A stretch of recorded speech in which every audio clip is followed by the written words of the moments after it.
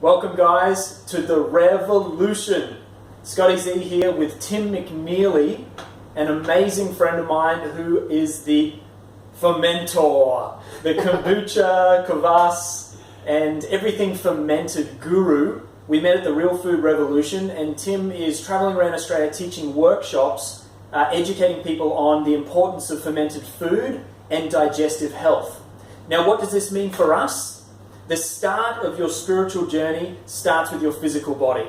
Everything comes back to that vehicle that you've been given and the way that you can use it to live this spiritual adventure. So for me, 10, 11 years ago, I also started with my physical health, and that has taken me through. And today we want to have a look at digestive health, the foundation of the body, and why it's so important to us. So Tim, thank you so much. Thanks, Scotty. Can you tell us about our digestive system, digestive health, and what fermentation does for it? Sure.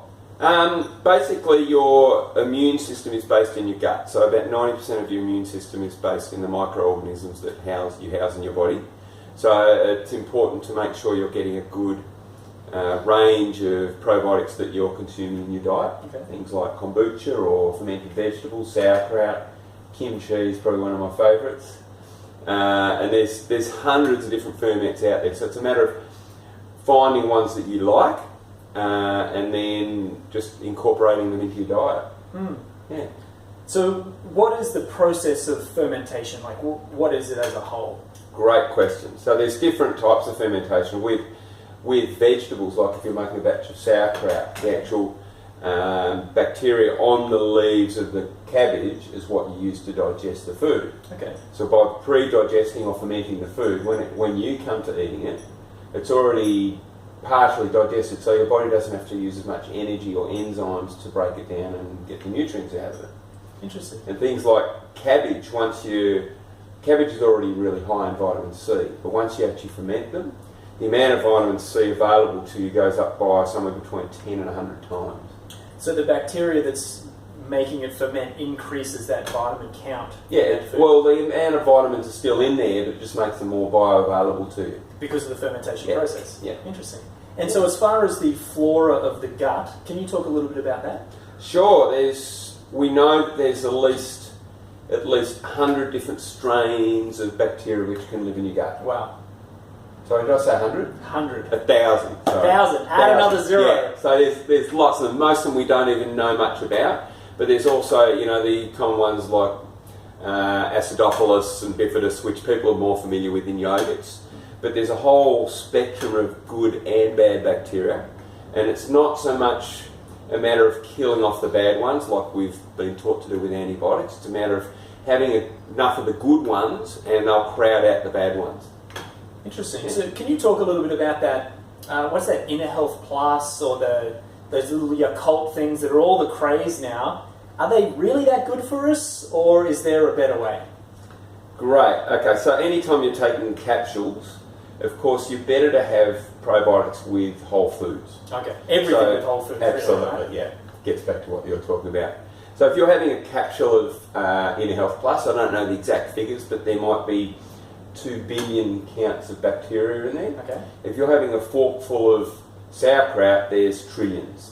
Really? So it magnifies it dramatically when you're actually eating it as a whole food rather than as a capsule. Is the body able to digest, will even take on that bacteria better when there's a whole food associated with it rather than a capsule? Absolutely, and it also helps you digest the food you're eating with the probiotics.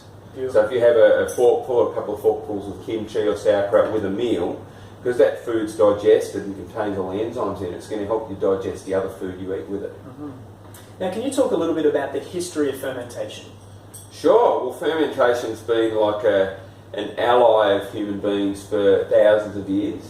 A lot of the ferments, we're not sure exactly where they come from. Most of them seem to come from between the Russia and China area. Mm-hmm. Things like when you're fermenting milk. Fermented sauerkraut, of course, everyone knows that the Germans come up with that. And kimchi from Korea. Natto's from Japan. So there's lots of different ferments. There's probably around 12 to 15 that I make regularly. But there's probably again, hundreds of different types of fermented foods and drinks and beverages and yeah. So tell us a little bit about what you do make here. Okay, so I've been making kombucha now for Can I open about... this? Yeah, sure. Awesome. I've been making kombucha for about 5 years. So what Mostly does that it's sound? personal use. Okay. That's the carbonation. So when you're making kombucha, it's a elixir that's been around for a couple of thousand years, Okay. and you're basically making a sweet batch of tea, and then you're adding cultures to it, and the cultures convert the sugar into beneficial acids. They help you with the detoxification, and of course it's loaded with probiotics. Okay, so you make this yourself. Yeah. Is it a difficult process? Not really. I mean, It's bloody delicious, too. that one's a shiitake and reishi. So shiitake and reishi are very good for your immune system. Mushrooms, yeah? Yep. So I try and incorporate. Well, this is called the second flavours, where you're adding the flavours after it's fermented. Okay. I try and use a lot of adaptogenic herbs, and adaptogenic herbs are very well known for the fact that if your body's too far this way, it'll bring it back into balance this way. If your body's too far this way, it'll bring you back in this way. Nice. So it's not specific, but it will just generally balance your body out. Helps you adapt to stresses in the environment. Absolutely. Yeah, that's awesome. Yeah. So, for people that wanted to learn about making their own ferments, Yep. be it vegetables, the kimchi, the sauerkraut, can you name a couple of the other ones? Yeah, sure. You've got your milk-based ferments. Everyone's probably heard of yogurt. Okay, that's a familiar good with yogurt. one. Yeah. Yogurt's it contains only about between 4 and 8 strains of beneficial bacteria, and only half of them can actually pass through the acid in your stomach. That's the yogurt you buy in the store? Yes. Okay. And most commercial yogurts are loaded with sugar and Artificial this, artificial that. the milk that they use is not organic, and the cows are fed on grain, so the proteins and a lot of stuff to do with the milk won't be as good as it can be if you're using organic, grass-fed or raw milk. And I believe it's not that difficult to make, right? No, I know it's very straightforward. Tonight you're running a workshop up on the Gold Coast here. Yep. What would we learn in that workshop? Okay, so we're going to cover a couple of different milk ferments. We're going to do milk kefir. I love kefir, by the way. I've been making a coconut kefir that Tim taught me and gave me the grains for since the Real Food Revolution. I love it. It's so delicious. It's so tasty. Awesome. Yeah, so I'm going to be showing how to make that, and also how you can make cheese out of that. And then I'm also make your own cheese. Yep. Okay. And it tastes great. It's like a really creamy type texture, and it's really nice. Nice. There's another one I'm going to be demonstrating called... there's vegan options for that as well, if they wanted to make... No, not so much with the milk ones, but Okay. you can use the water grains to make the coconuts. Beautiful. Kefir that you've made. Okay. I'm also going to be demonstrating villi, or Caspian sea yogurt, or stringy yogurt, which is another one. It's fantastic. I've only just been getting into this for the last couple of years, and it's a really thick yogurt. It's like you almost got to chew on it, and it's got a really sweet, creamy texture to it. So you can have a taste of that, and I'll show you how easy that one is to make. I'm excited. And then tonight I'm also demonstrating how to make a traditional sauerkraut using red cabbages, or Sukrut as the Germans call it. And I'm also going to be doing a cultured carrot and ginger, which is a really good one for introducing people to fermented foods, because it's got a bit of sweetness from the carrot and a bit of a tang from the ginger.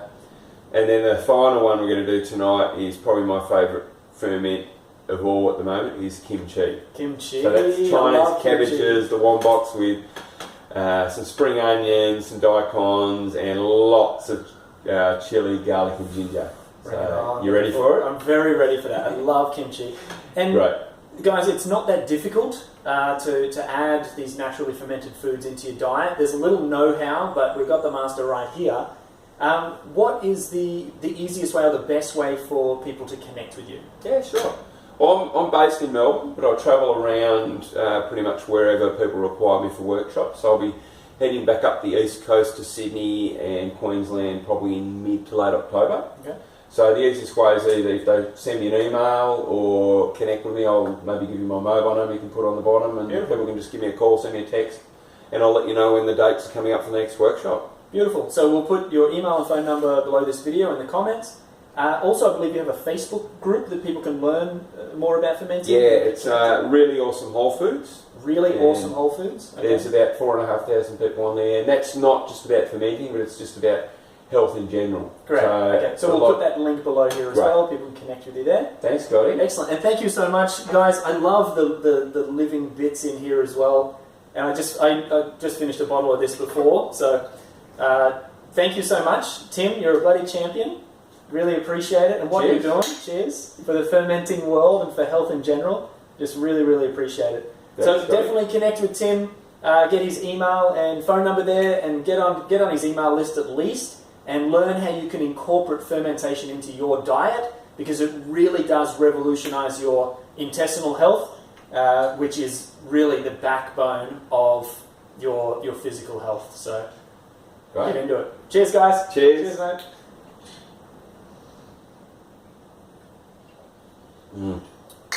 Delicious. Try that one. It's a good one. That's the turmeric. This is probably one of my favourites, the shiitake and reishi though. Oh wow, I love turmeric. That one's about 2 years old. That's why it's so strong. I told you first, I was like, wow, it's really strong. 2 years, wow. Yeah. So that's got some good culture in it. Oh, yum. Man, this turmeric one's got me. Yeah, that one's good too. Turmeric's so good for you. I love turmeric. Yeah, I like the colour of that. Yeah.